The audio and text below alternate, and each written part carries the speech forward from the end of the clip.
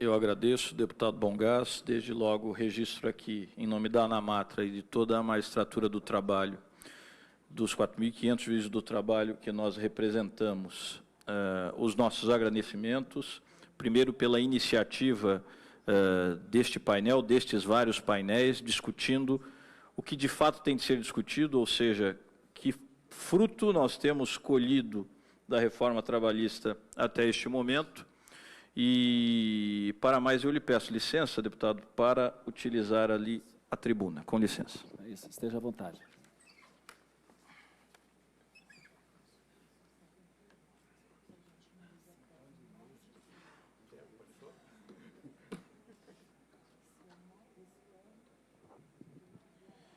Eu havia preparado, deputado, caríssimos, também cumprimentar os colegas de mesa, doutora Alessandra, meu querido procurador-geral, presidente do SINAIT, presidente da NPT, sempre nossos parceiros de luta, também os sindicalistas que aqui estão, advogados, colegas da imprensa, enfim.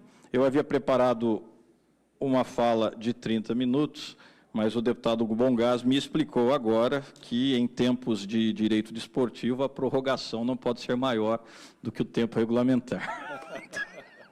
Então, eu vou tentar me ater aos meus 15 minutos, quem sabe com mais 5, é esse mesmo. Você consegue voltar para mim? Basicamente, para atacar alguns pontos. É claro que o nosso tema nesta mesa diz exatamente respeito aos impactos da reforma trabalhista no sistema de justiça. Eu começo, desde logo, aproveitando o gancho que me dá o meu querido procurador Ronaldo, no final da sua fala, sobre a extinção da Justiça do Trabalho. Eu iria dizer isto no meio da apresentação, mas aproveito o ensejo e digo desde logo. Não há dúvidas para quem seriamente faça a leitura das entrelinhas da Lei 13.467, de 2017, da Lei da Reforma Trabalhista, não há dúvidas de que um dos fundamentos desta reforma, para o bem ou para o mal, foi exatamente o enfraquecimento da justiça do trabalho. Não à toa, isto aqui também foi referenciado pelo Procurador-Geral, no artigo 8º inseriu-se um parágrafo 3º dizendo que a Justiça do Trabalho passa a ser o único segmento do Poder Judiciário Nacional regido por um princípio que se denominou princípio da intervenção mínima. Ou seja, Estado juiz intervenha minimamente nas questões relativas ao direito coletivo do trabalho, à negociação coletiva e, inclusive, insinua-se, limite-se especialmente aos aspectos formais. Há aí claramente uma capsis deminutio, uma diminuição proposital do papel da Justiça do Trabalho, que obviamente converge para as demais finalidades desta reforma, no que diz com o enfraquecimento do sistema de justiça. O parágrafo 2º deste mesmo artigo 8º dirá que as súmulas de orientações jurisprudenciais não podem criar direito ou obrigação nova. Bom, ou diz demais, porque evidentemente a criação do novo direito, do ordenamento jurídico por excelência, se faz nesta casa, no parlamento, e então não precisaria dizer o que está ali, ou então o que pretendeu o legislador fazer foi manietar aquilo que é exatamente a função do Poder Judiciário na ideia desta divisão, nesta separação harmônica de poderes. Quem interpreta os textos de lei são os juízes. E nesta interpretação, muitas vezes descobrem obrigações de direitos que ali não estavam explícitos. E, neste caso, se o que o artigo 8º, parágrafo 2º da CLT pretendeu dizer é que os juízes do trabalho, à diferença de todos os demais juízes do país, devem apenas interpretar literalmente textos de lei, ele é inconstitucional, porque significa uma interferência do Poder Legislativo no papel constitucional do Poder Judiciário. A interpretação não se limita à interpretação literal ou gramatical, mas ela também é uma interpretação histórica, lógica, sistemática, teleológica. E, não por acaso, na sequência, voltou a cantilena da extinção da Justiça do Trabalho, como mencionava o procurador Fleury. Então, a ANAMATRA está, nesta semana, iniciando uma campanha de conscientização e de valorização da própria Justiça do Trabalho, voltada, obviamente, à sociedade civil, inorganizada e organizada, e também ao próprio parlamento, porque temos visto que, para vender esta bandeira, muitas falsidades são ditas. E aí eu já distribuí aqui entre os membros da mesa, a Luciana distribuirá aí entre outros de vocês, um pequeno folder que nós produzimos para desmistificar algumas dessas mentiras. Citando-as rapidamente: a Justiça do Trabalho é uma jabuticaba, só existe no Brasil. Mentira. A Justiça do Trabalho, ou a jurisdição trabalhista, existe em praticamente todo o mundo. Em alguns países, ela se especializa em unidades dentro de um próprio ramo do Poder Judiciário. Caso de Portugal, Tribunais do Trabalho. Caso da Espanha, Juzgados de lo Social. E, em alguns países, ela se organiza mesmo como estrutura autônoma da magistratura, caso da Alemanha. A Alemanha, como o Brasil, tem desde varas do trabalho, ali para o primeiro grau de jurisdição, até um tribunal superior do trabalho, que exatamente decide e uniformiza as questões laborais no plano federativo. A Alemanha também é uma federação.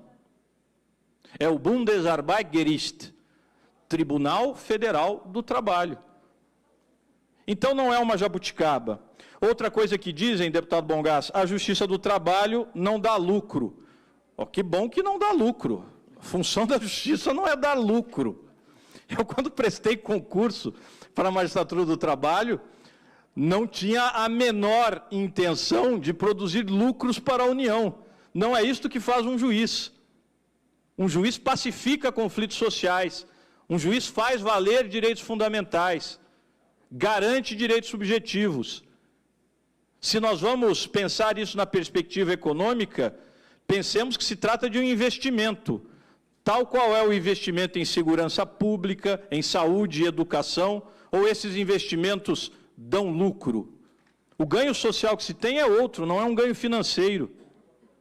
Outra mendácia recorrente neste sentido é a de que a Justiça do Trabalho tem lado. O direito do trabalho, aplicado pelos juízes do trabalho, protege o hipossuficiente econômico, e faz isso há 200 anos. Isto não é novidade nenhuma. O direito do consumidor protege o hipossuficiente econômico nas relações de consumo. O Código de Defesa do Consumidor protege o consumidor na sua relação com o fabricante. O direito econômico protege a microempresa, a pequena empresa, a empresa unitária em relação aos grandes conglomerados no que diz respeito à concorrência. O direito do trabalho protege o hipossuficiente econômico nas relações de emprego. Mas o juiz do trabalho, tal qual qualquer magistrado, é imparcial por conceito. Outras bobagens, permitam-me, que se diz, e aí cito rapidamente, a questão do excesso de litigiosidade. Já se falou por aí, 98% das demandas trabalhistas do mundo estão no Brasil. Falso, mentiroso. O Brasil tem apenas 13% a 14% de toda a demanda judicial do nosso país. A litigiosidade maior no Brasil está nos estados, não está na Justiça do Trabalho. A Justiça do Trabalho, na verdade, no ambiente capitalista, garante a concorrência leal.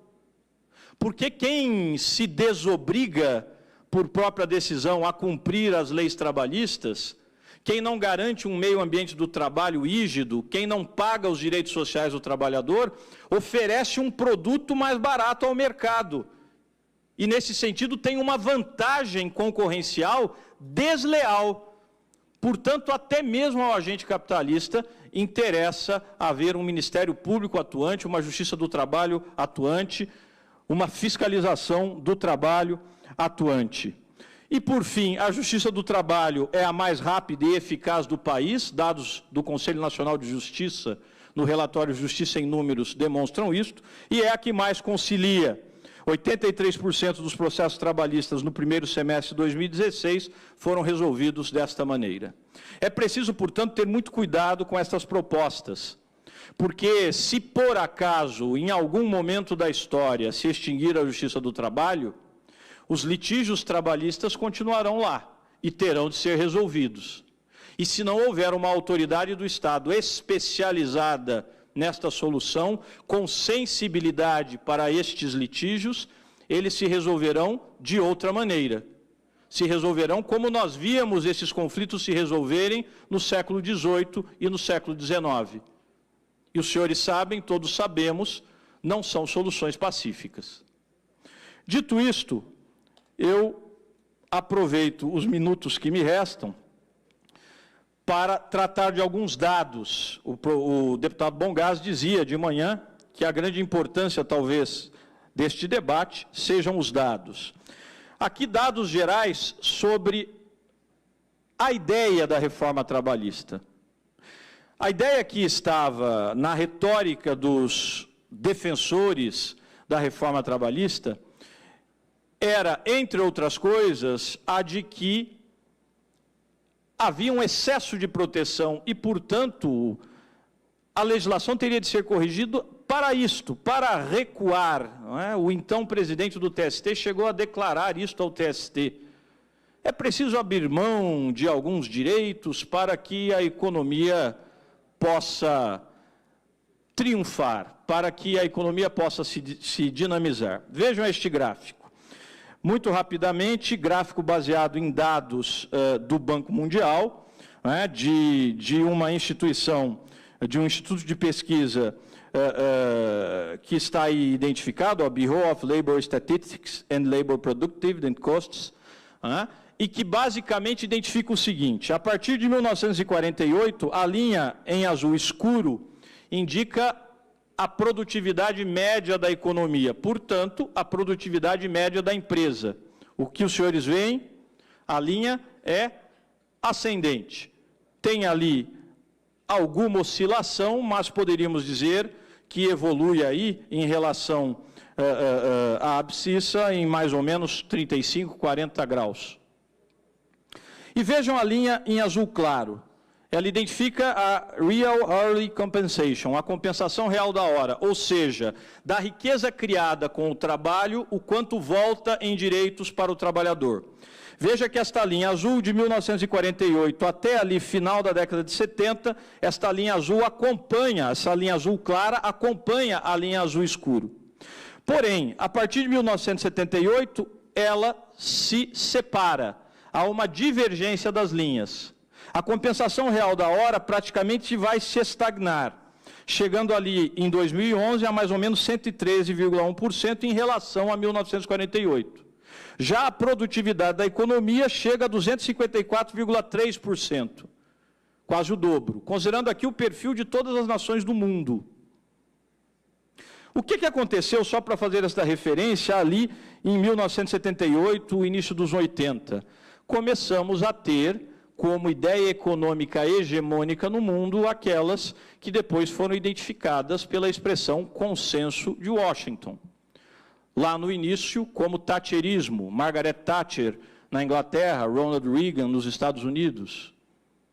são as balizas do que nós identificamos pela expressão neoliberalismo. A ideia do Estado mínimo e da extinção da justiça do trabalho surge neste contexto.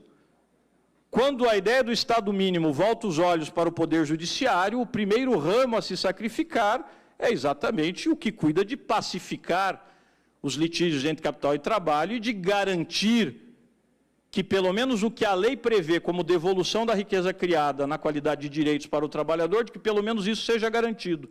É o primeiro alvo, volta a ser. E é exatamente sob esta nova visão econômica que se dá a estagnação da compensação real da hora. Olhando para este gráfico e voltando àquela retórica de que a legislação precisa se adequar e favorecer quem vem perdendo há tantos anos, será que a nossa legislação trabalhista deveria ter sido alterada para reduzir direitos laborais ou para aumentar direitos laborais? Vou adiante. Aqui é basicamente o que eu falei da justiça do trabalho. E agora, para terminar, falar um pouco de acesso à justiça do trabalho. Este talvez tenha sido o principal golpe da reforma trabalhista no sistema de justiça.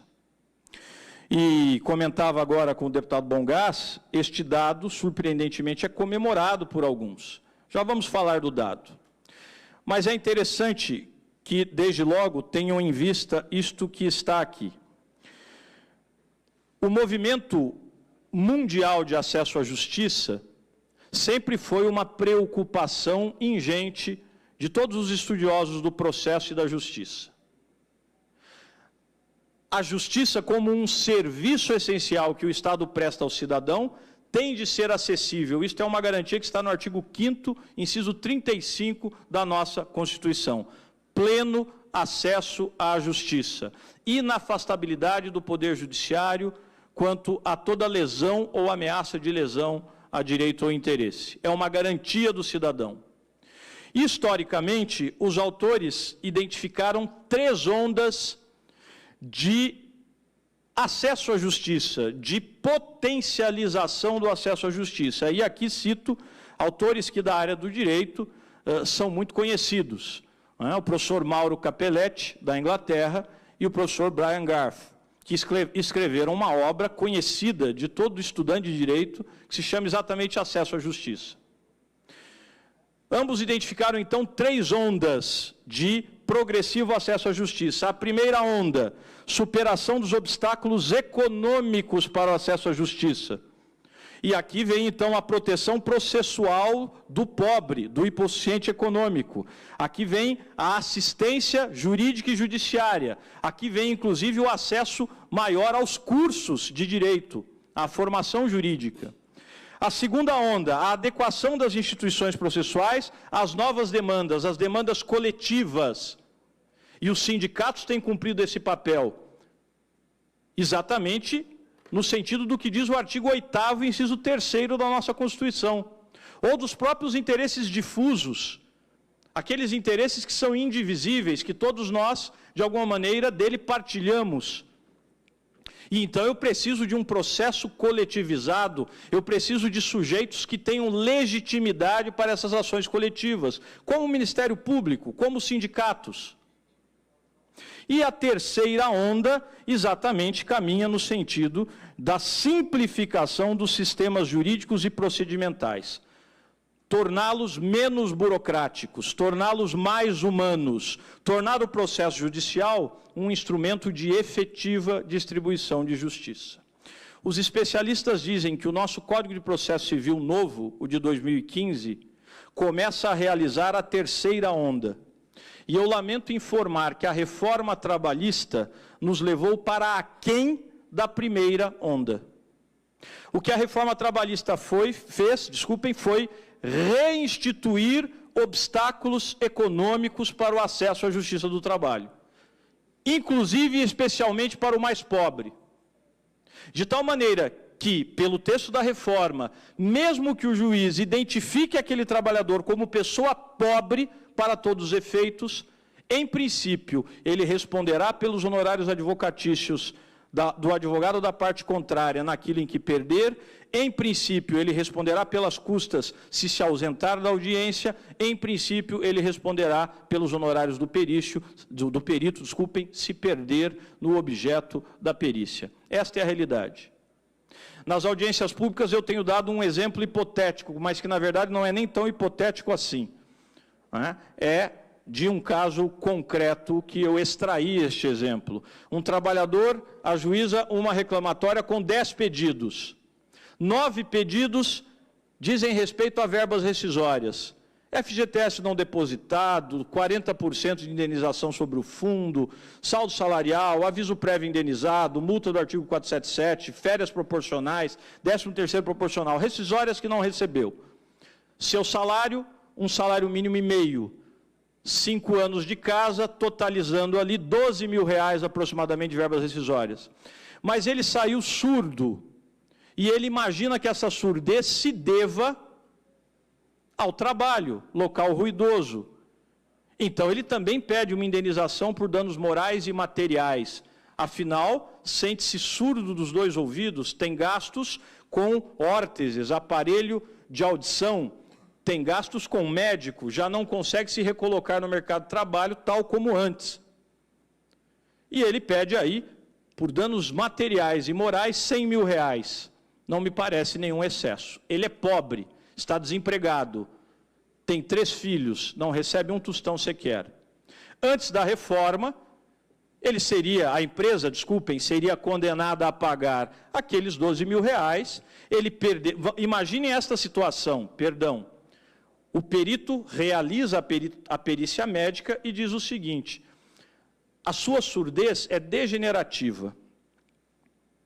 Ela não veio do ruído ao qual o senhor estava exposto. Ela decorre de uma degeneração natural, oriunda da idade, do seu aparelho auditivo.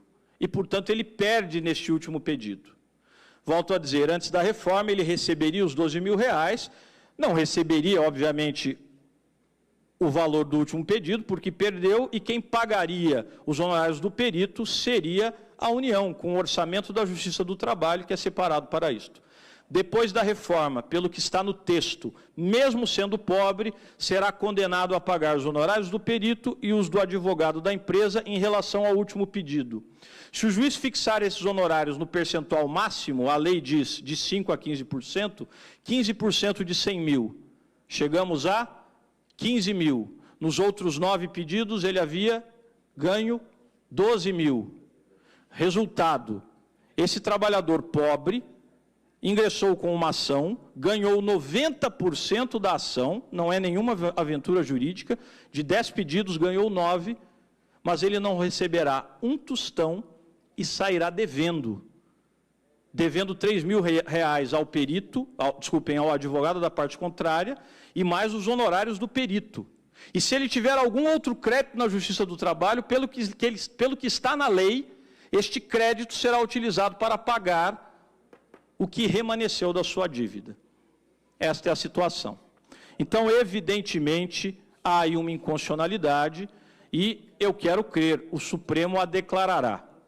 O relator da ADI, que trata deste assunto, o ministro Luiz Roberto Barroso, já propôs interpretação conforme para que, ao menos, o indivíduo não saia endividado, e o ministro Luiz Edson Fachin, no seu voto, diz da inconstitucionalidade total desta previsão de cobrança de honorários advocatícios e de perito de quem é pobre na acepção jurídica do termo, e imaginamos que este voto prevalecerá, mas teremos de aguardar.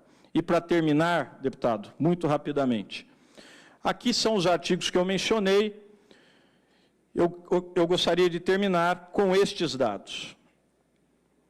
Para além dos que eu já mencionei, quais os números que nós temos neste momento quanto ao sistema de justiça, especialmente quanto ao acesso à justiça? Processos na Justiça do Trabalho. No primeiro trimestre deste ano, dados oficiais do TST, tivemos queda de 45% de processos novos em relação ao primeiro trimestre de 2017. Como eu disse, muitos órgãos de imprensa, muitos pesquisadores e aqueles que, evidentemente, sempre se alinharam no sentido de apoiar esta modalidade de reforma, todos eles comemoraram. A grande questão é se isto é um bom sinal. E pelo que eu disse aos senhores, parece-me que não é. Teríamos de supor que quase metade da demanda trabalhista é composta por aventuras judiciárias, e isto é uma arrematada mentira. Os próprios dados do relatório Justiça em Números, que eu já mencionei, demonstram que não chegam a 5% as improcedências totais. O que significa que, na imensa maioria das ocasiões, o trabalhador, quando vai à Justiça do Trabalho, algum direito tinha. E, portanto, não era uma aventura. Ele não movimentou à toa a máquina do judiciário. De modo que este número é artificial.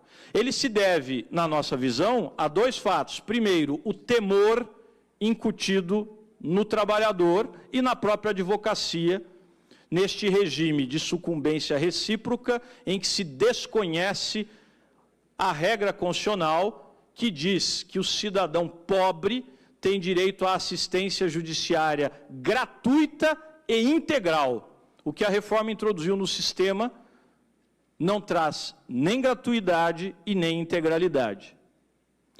Então, o medo que exatamente se identifica pelo fato de que retrocedemos no processo do trabalho a um momento anterior à primeira onda de acesso à justiça. O segundo fato, a insegurança jurídica. Um dos objetivos desta reforma trabalhista era trazer segurança jurídica, pois, digo aos senhores, tenho 22 anos de magistratura, nunca estive em um ambiente tão confuso e inseguro quanto este, do ponto de vista jurídico. A lei da reforma trabalhista tem muitas lacunas, tem contradições internas, tem, na nossa visão, inconstitucionalidades, tem inconvencionalidades, contraria convenções internacionais do OIT. E tudo isso traz muita dúvida. Não à toa são mais de 25 ações diretas de inconstitucionalidade já no Supremo, em face desta mesma lei. Então, é a dúvida, a insegurança jurídica e o medo que tem feito este número retrair-se. Mas isto será perene? Eu trouxe aqui, infelizmente não conseguimos colocar na projeção, mas eu trouxe os dados da minha vara. Eu sou titular da primeira vara do trabalho de Taubaté, interior de São Paulo. Trago os dados da minha vara para não ferir suscetibilidades dos titulares de varas alheias. Mas isto que a minha vara tem refletido é basicamente o que se tem visto no Brasil. Eu digo, aqui, os senhores não vão conseguir ver, mas talvez os que tenham olhos de águia percebam o gráfico. Distribuição de ações novas, pico em outubro do ano passado, porque 11 de novembro entra em vigor a reforma. Os escritórios de advocacia, por assim dizer, coloco entre aspas, desovaram as ações que havia até então, por medo do que viria com a reforma trabalhista. Logo depois de 11 de novembro, uma queda gigantesca. Mas depois, vejam, a curva retoma o seu crescimento. No caso de Taubaté, para que tenham uma ideia, processos novos em dezembro, 116, em janeiro, 87, e aí depois passa a subir de novo. Fevereiro, 91, março, 142, abril, 147, maio, 172. Estamos retomando o mesmo número de ações. No caso da minha vara, já chegamos basicamente ao mesmo número que tínhamos no ano passado. Sequer este dado é um dado permanente, verídico. E, se você conseguir, se não conseguir, tudo bem. E não bastasse, vejam só isto. Pronto, viram ali? Então percebam exatamente o que eu lhes dizia.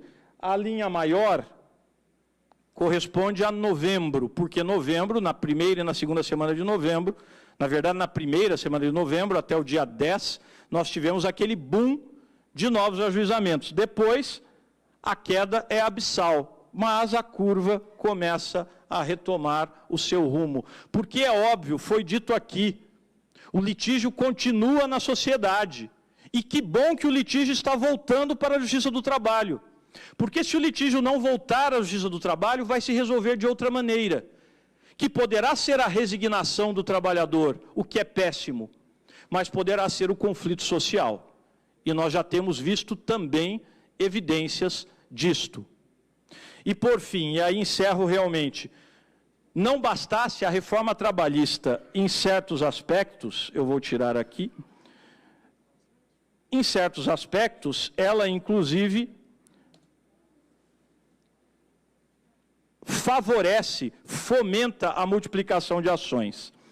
Isso está aí no último item, veja, a Lei 13.467 modificou o parágrafo 1º do artigo 840 da CLT para dizer o seguinte: trabalhador, na sua petição inicial, os seus pedidos têm de ter valor certo. Não é mais possível fazer como antes e estimar o valor das horas extras. Então, isto tem levado os advogados a fazerem uma pré-liquidação. Mas se eu sou trabalhador, fui demitido, sei que as minhas horas estão no cartão de ponto, como eu farei para estimar, ou melhor ainda, para acertar o valor do pedido, se eu não tenho acesso aos cartões de ponto? Eles ficam na empresa.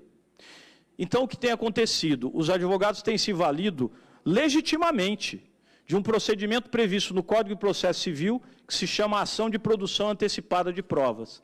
Eles pedem, via juiz do trabalho, que a empresa simplesmente exiba os cartões de ponto. Uma vez tendo em mãos os cartões de ponto, então o advogado calcula as horas extras e aí faz o pedido líquido.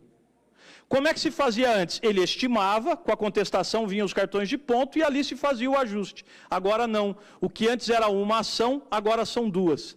Mesma coisa nos adicionais de insalubridade e periculosidade, mesma coisa nos pedidos relacionados a doenças ocupacionais e por aí vai. O que antes era uma ação, se transformando em duas. Será que isto lá na frente vai significar redução do número de ações? Quero crer que não. Aí termino mesmo, conclusão, me permita, deputado, eu trouxe aqui, sempre trago quando falo desse tema, porque eu acho que é uma referência importante para todos nós. Um trecho de um romance chamado Germinal, de um autor francês chamado Émile Zola, em que ele basicamente narra ali a condição de vida dos trabalhadores nas minas de carvão do noroeste da França, região de Montsou, no século XIX, início do século XIX, logo depois da Revolução Francesa. Neste trecho, os senhores veem o pensamento de um dos personagens, que é Etienne. Ele está pensando consigo mesmo e pensando o seguinte: o operário não podia aguentar mais. A Revolução Francesa, a Revolução Liberal, de 1789. A Revolução não tinha feito mais que lhes agravar as misérias. A partir de 1789, os burgueses é que se enchiam e tão avidamente que nem deixavam o resto no fundo do prato para o trabalhador limpar. Quem poderia demonstrar que os trabalhadores tinham tido um quinhão razoável no extraordinário aumento da riqueza e bem-estar dos últimos 100 anos? Lembram-se daquele primeiro gráfico? Zombaram deles ao declará-los livres, porque uma das máximas da Revolução Francesa, aliás, a primeira, era exatamente esta: liberdade. Livres para morrerem de fome, isto sim, do que, aliás, não se privavam. Não dava pão a ninguém e o votar em malandros que eleitos só queriam locupletar-se, pensando tanto nos miseráveis quanto nas suas velhas botinas. Eu dizia isso antes da aprovação e havia quem dissesse: mas você tem uma visão apocalíptica. Você acha que se a reforma for aprovada, voltaremos à condição do trabalhador das minas de carvão do início do século XIX? Minha resposta: não, eu não acho. Mas eu não acho porque nós temos no Brasil uma Justiça do Trabalho, porque nós temos no Brasil um Ministério Público do Trabalho, porque nós temos auditores fiscais do trabalho, porque nós temos advocacia trabalhista e porque eu confio em que este parlamento reverá o que fez no ano passado. Muito obrigado.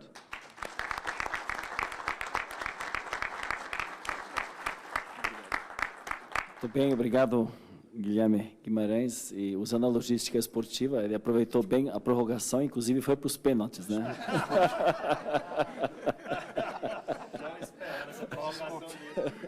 Essa prorrogação foi boa, foi até nos pênaltis, né? Mas estou bem, tá? Estou bem. Eu, com isso, faço o pedido para que a gente faça que nem a seleção brasileira, ganhe no tempo.